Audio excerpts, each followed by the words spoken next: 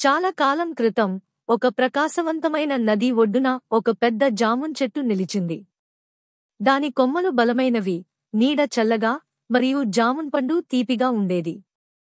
ఆ చెట్టు మీద ఆడుతూ పాడుతూ ఉండే ఒక కోతి నివసిస్తుంది. కోతి: ఓహో! అందమైన ఉదయం. సూర్యుడు ప్రకాశిస్తున్నాడు, నది మెరిసిపోతుంది, మరియు ఇవి జామున్లు. ఆహా! తేనె కంటే మధురం. అది జామున్ కోసి సంతోషంగా తింటుంది. కోతి: కాని ప్రతిరోజూ నేను ఒంటరిగా తింటున్నాను. జంప్ చేస్తాను, పాడుతాను, నాట్యం చేస్తాను. కాని ఎవరూ కొట్టరు. నాకు మాట్లాడే స్నేహితుడు ఉంటే బాగుంటుందేమో. ఒక మధ్యాహ్నం ఒక ముసలి నెమ్మదిగా నది నుంచి వచ్చి చెట్టు క్రింద విశ్రాంతి తీసుకుంటుంది. కోతి: ఓ! కొత్త వ్యక్తి. హలో, స్నేహితుడా. ముసలి: హలో, చిన్న కోతి. నేను చాలా అలసిపోయాను. ఉదయం ఆహారం కోసం ఈత చేశాను, కానీ ఏమీ దొరకలేదు. కోతి: చింతించకు. నా చెట్టులో ఇరువురికీ సరిపడా జామున్లు ఉన్నాయి. వేచి ఉండు, నేను కొంత జామున్ కిందికి వేస్తాను. అది జామున్ కిందకు వేస్తుంది. ముసలి ఆస్వాదిస్తూ తింటుంది.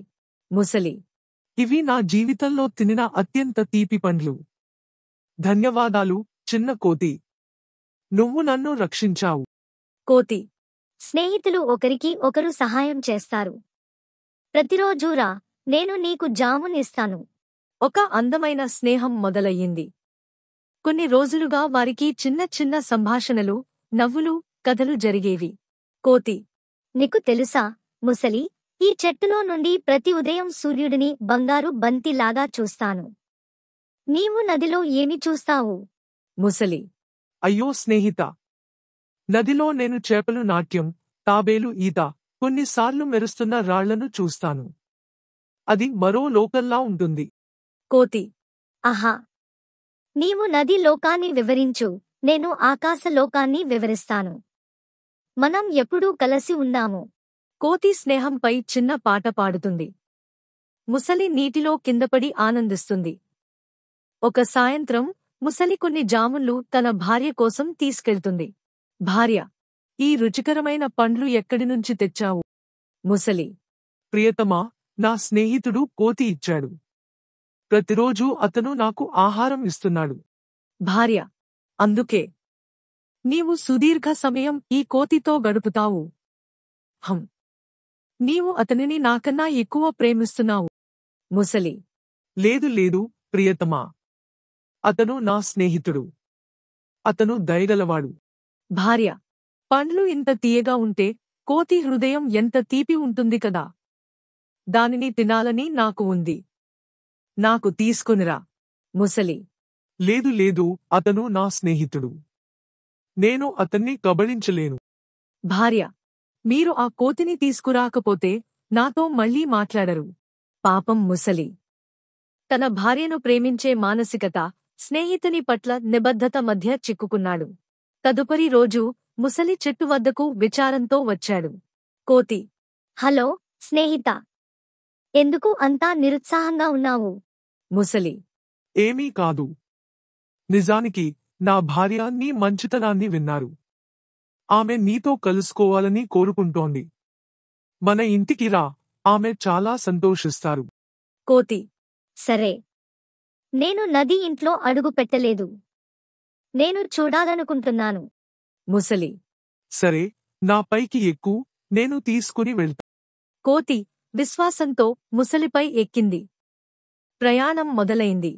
నదీ మధ్యలో ముసలి మెల్లగా మాట్లాడతాడు. ముసలి: స్నేహిత, క్షమించు. నిజం ఏమిటంటే నా భార్య నీ హృదయాన్ని తినాలని కోరుతున్నారు. అందుకే నిన్ను తీసుకుని వెళ్తున్నాను. కోతి: ఓహ్, నా మిత్రా!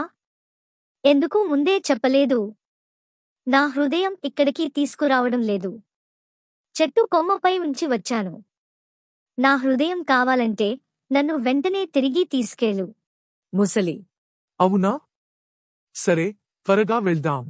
అది నది ఒడ్డుకి తిరిగి తీసుకెళ్తుంది. వారు చెట్టుకు చేరగానే కోతి కొమ్మ పైనకి ఎక్కుతుంది సురక్షితంగా. కోతి: నువ్వు మూర్ఖుడివి.